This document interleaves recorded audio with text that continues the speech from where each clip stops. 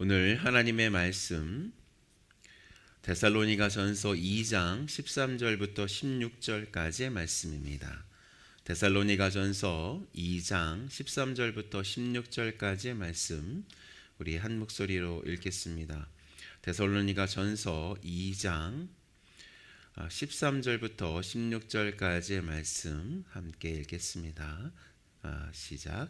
이러므로 우리가 하나님께 끊임없이 감사함은 너희가 우리에게 들은 바 하나님의 말씀을 받을 때에 사람의 말로 받지 아니하고 하나님의 말씀으로 받음이니 진실로 그러하도다. 이 말씀이 또한 너희 믿는 자 가운데서 역사하느니라. 형제들아, 너희가 그리스도 예수 안에서 유대에 있는 하나님의 교회들을 본받은 자 되었으니 그들이 유대인들에게 고난을 받음과 같이 너희도 너희 동족에게서 동일한 고난을 받았느니라. 유대인은 주 예수와 선지자들을 죽이고 우리를 쫓아내고 하나님을 기쁘시게 하지 아니하고 모든 사람에게 대적이 되어 우리가 이방인에게 말하여 구원받게 함을 그들이 금하여 자기 죄를 항상 채움에 노하심이 끝까지 그들에게 임하였느니라. 아멘. 사도 바울이 하나님의 말씀을 가지고 데살로니가로 갔을 때 사도 바울은 사랑의 마음과 거룩한 행동으로 나갔다고 밝혔습니다. 그럴 때 데살로니가 교회 성도들도 사도 바울의 말을 사람의 말로 받는 것이 아니라 하나님의 말씀으로 받았다고 말씀하고 있어요. 그리고 사도 바울도 자신의 말이 하나님으로부터 온 말씀이라는 것을 확신했다. 자기도 그렇게 확신했다라고 말씀하고 있습니다. 그리고 그 하나님의 말씀은 데살로니가 교회 성도들 가운데 역사하고 있다고도 말하고 있습니다. 13절이 그 말씀이죠.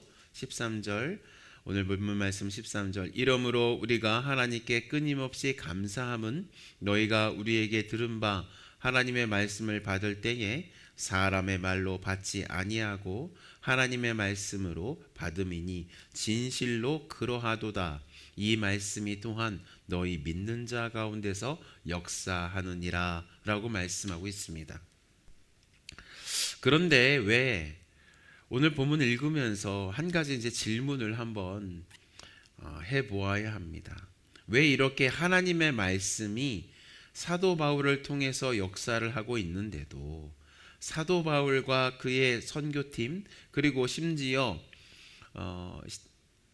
굉장히 짧은 시간 가운데 탄생한 이 데살로니가 교회 성도들은 세상으로부터 핍박을 받고 있을까요? 라는 질문을 할 수가 있습니다. 분명히 하나님께서 우리 편이신데 이 세상의 모든 창조자가 되시고 이 세상의 그 모든 것을 주장하시는 하나님이 우리 편이신데 왜 우리는 고난을 받는가? 라고 우리가 질문할 수가 있습니다. 우리 14절을 보면 그들이 이렇게 고난을 받는다고 말씀하고 있어요. 14절 말씀 이렇게 말씀하고 있어요. 형제들아, 너희가 그리스도 예수 안에서 유대에 있는 하나님의 교회들을 본받는 자 되었으니 그들이 유대인들에게 고난을 받음과 같이 너희도 너희 동족에게서 동일한 고난을 받았느니라 라고 말씀하고 있습니다. 그러니까 아까도 말씀드렸지만 하나님께서 이 세상의 주인이시고 그리고 전지전능하신 분이신데 왜 당신의 자녀들이 복음을 전할 때 고난을 받게끔 그냥 내버려 두시냐라는 질문을 우리는 할 수가 있다는 것입니다. 우리가 생각해 볼 때 이것을 한번 잘 생각해 보아야 됩니다. 무엇이냐면 하나님께서 이 세상을 첫 번째로 창조하셨을 때는 누구로부터 이 세상을 창조하셨어요? 당신의 말씀이신 성자 하나님을 통해서 그 권능으로 창조하셨습니다. 이것을 골로새서 1장 15절부터 17절 말씀은 이렇게 말씀하고 있어요. 골로새서 1장 15절부터 17절 말씀입니다. 제가 읽어드리겠습니다. 그는 보이지 아니하는 하나님의 형상이시요 모든 피조물보다 먼저 나신 이니 만물이 그에게서 창조되되 하늘과 땅에서 보이는 것들과 보이지 않는 것들과 혹은 왕권들이나 주권들이나 통치자들이나 권세들이나 만물이 다 그로 말미암고 그를 위하여 창조되었고 또한 그가 만물보다 먼저 계시고 만물이 그 안에 함께 섰느니라 라고 말씀하고 있습니다. 그러니까 누가 만드셨다고요? 네, 예수님께서, 성자 하나님께서 이 세상의 모든 것들을 만드셨다고 말씀하고 있습니다. 그러니까 첫 번째 창조의 주인이 누구시라고요? 성자 하나님이고 지금 그분의 이름은 예수 그리스도이십니다. 그런데 이렇게 당신의 권능으로, 예수님의 권능으로 이 세상을 타락하게 만든 주체는 누구였어요? 바로 사람이었다는 것입니다. 그러니까 하나님께서 이 세상을 타락하게 만든 사람을 구원하신 이유가 여기에 있다는 것입니다.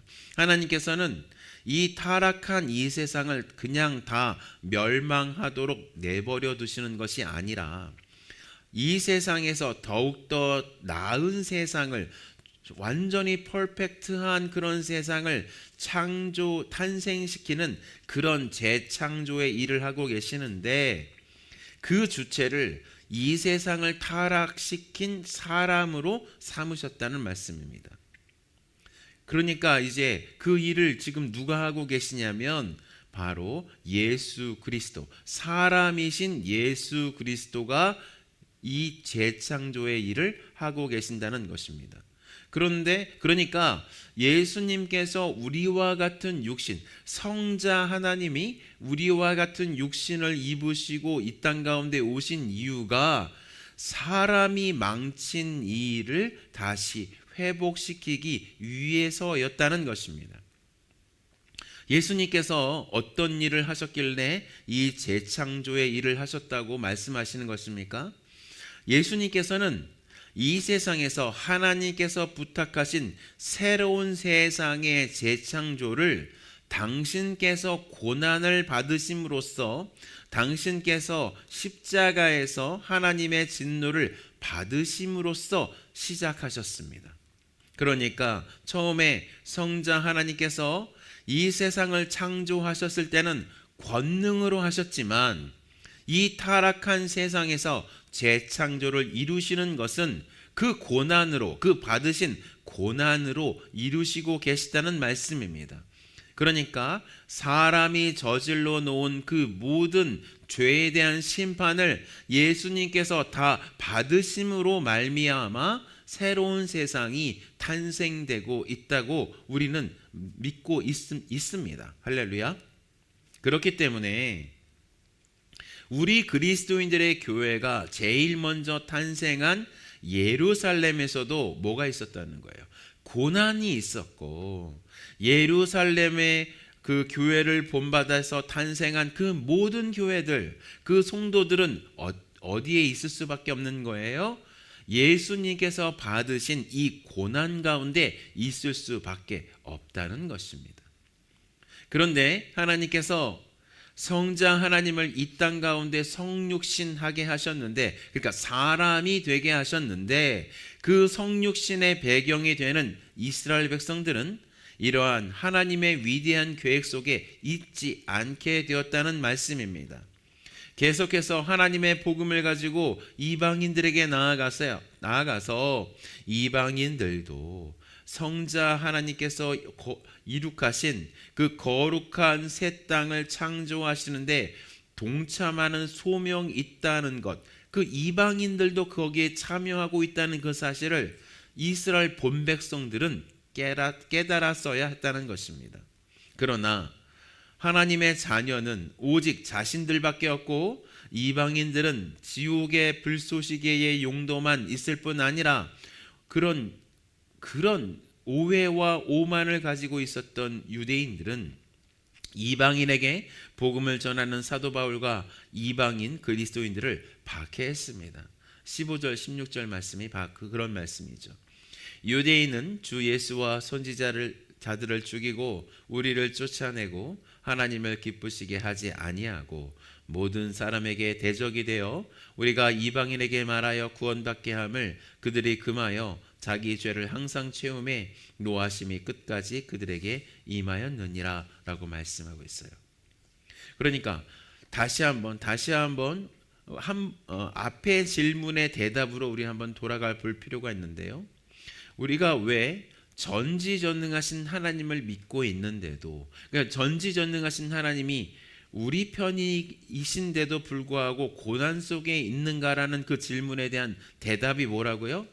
우리가 거룩의 길을 가고 사랑의 길을 갈 때 고난을 만나는데 그 고난을 잘 통과하는 것으로 예수님의 재창조 사역에 참여하고 있다는 말씀입니다. 무슨 말씀인지 아시겠죠? 그래서 하나님의 이 놀라운 재창조 과정에 우리를 초청하신 하나님을 고난 속에서도 끝까지 믿는 삶을 우리는 살아내어야 한다는 말씀이에요. 우리는 모든 고난을 통과하신 예수님의 영으로 영원한 생명을 얻은 사람들입니다. 그러니까 우리가 우리의 속사람이 완전히 바뀌게 되었는데 어떠한 영으로 바뀌게 되었습니까?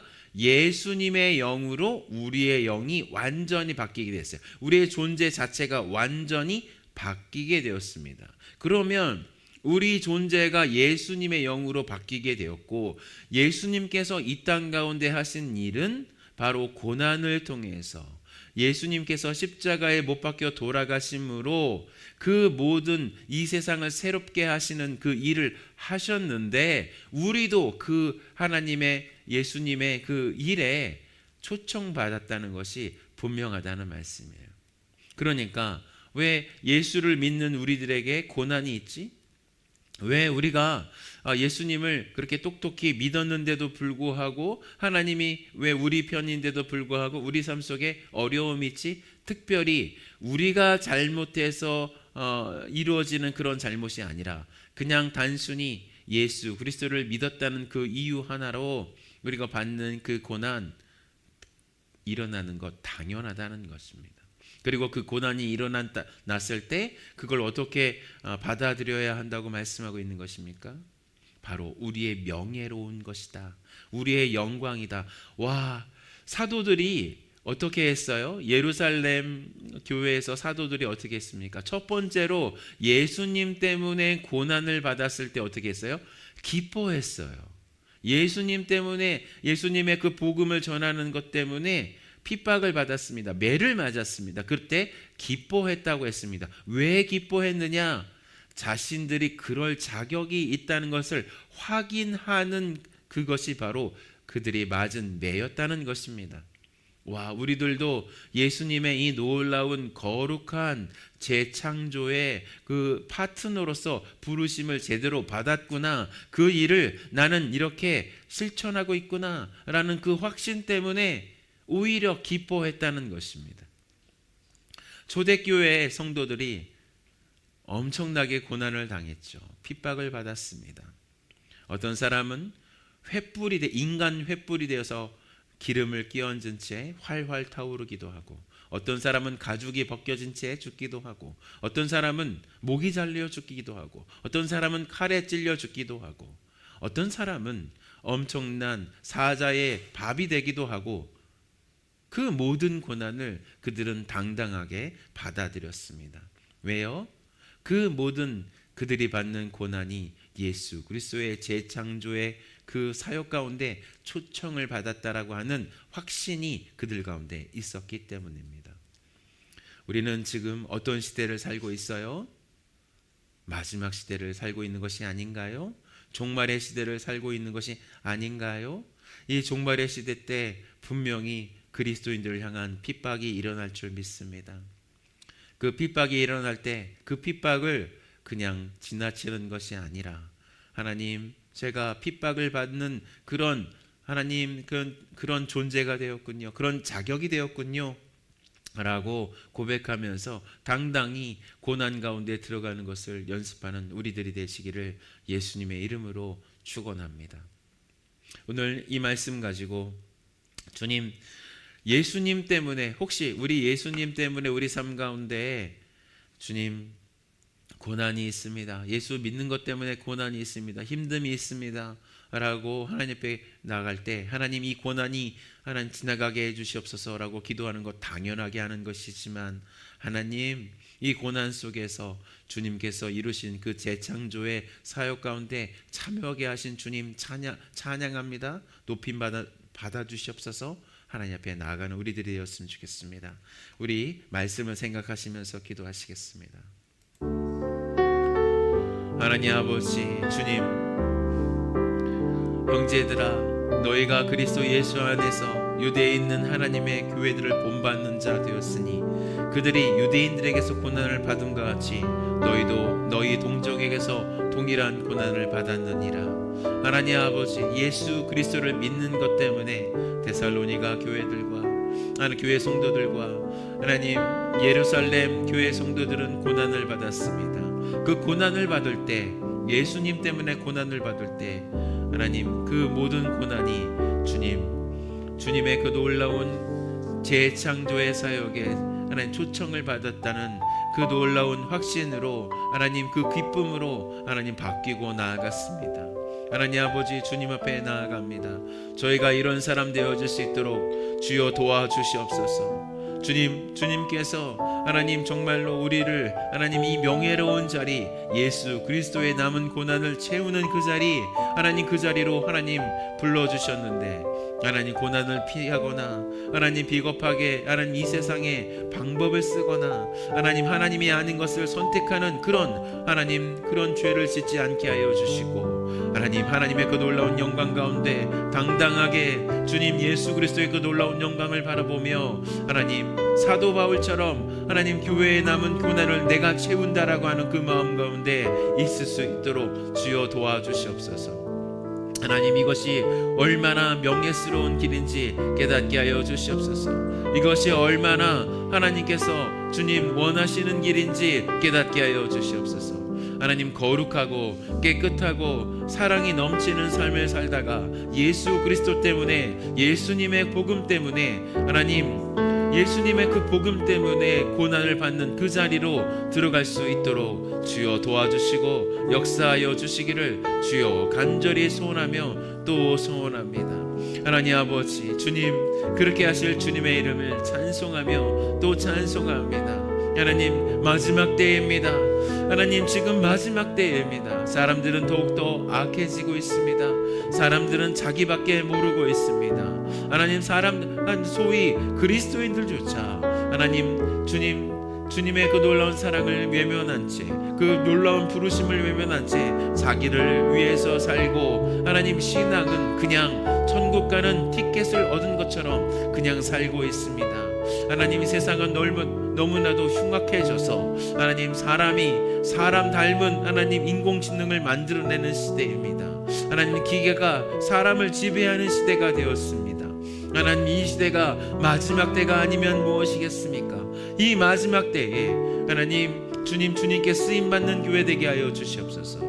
쓰임받는 성도들 되게 하여 주시옵소서. 예수님 한 발 한 발 지금 다가오고 계시는데, 하나님 이 마지막 때에 주님께서 일으키시는 그 부흥 가운데 있는 교회 되게 하여 주시고, 예수님이 일으키시는 그 놀라운 부흥에 하나님 통로되는 교회 될 수 있도록, 우리 성도들 되어질 수 있도록 도와주시옵소서. 아무나 그런 하나님 부흥의 통로가 될 수 있겠습니까? 아무나 그 놀라운 하나님이 일으키시는, 예수님이 다시 오시는 그 놀라운 그 권능의 통로가 될 수 있겠습니까? 준비된 자들, 하나님 앞에 거룩을 추구하는 자들, 하나님 앞에 기꺼이 삶을 드리는 자들, 그들이 하나님 아버지 주님 기꺼이 그 방향으로 나가지 않겠습니까? 하나님 역사하여 주시옵소서. 인도하여 주시옵소서. 하나님이 주시는 그 놀라운 영광의 자리로 하나님 아버지에 들어갈 수 있도록, 주님 그 놀라운 권능의 통로고 되어질 수 있도록 우리 둘러싸인 침례교회 성도들 한 사람 한 사람 하나님 축복하여 주시고 인도하여 주시옵소서. 하나님 아버지, 그렇게 하실 주님의 이름을 찬양합니다.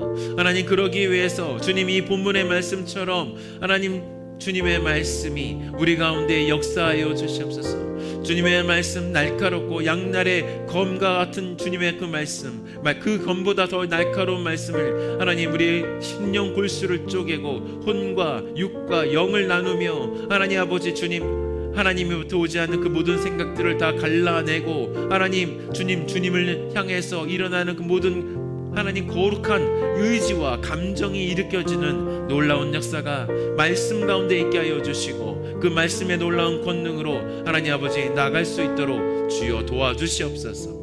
하나님 이 교회에 주님 말씀의 권능, 말씀의 흥왕, 하나님 예수 그리스도의 흥왕이 이룰 수 있도록 주여 도와주시옵소서. 그렇게 하실 주님의 이름을 찬양하며 또 찬양합니다. 5월 7일 주님 목요일 주님 앞에 올려드립니다. 하나님 주님 앞에 나아갈 때 주님 만나주시고 주님의 진리를 하나님 부어주시며 하나님 5월 7일 오늘 하나님의 하나님께서 약속하신 사람들 만날 때 하나님 그 사람들에게 복음을 전하게 하여 주시고 그 복음 가운데 주님이 주시는 놀라운 권능이 있어서 하나님 그들이 예수 그리스도를 믿는 놀라운 역사 일어날 수 있도록 주여 도와주시옵소서. 그렇게 하실 주님의 이름을 찬양합니다. 하나님 5월 7일 주님 앞에 온전히 올려드립니다. 예수 그리스도의 이름으로 간절히 기도했습니다. 아멘, 아멘, 아멘.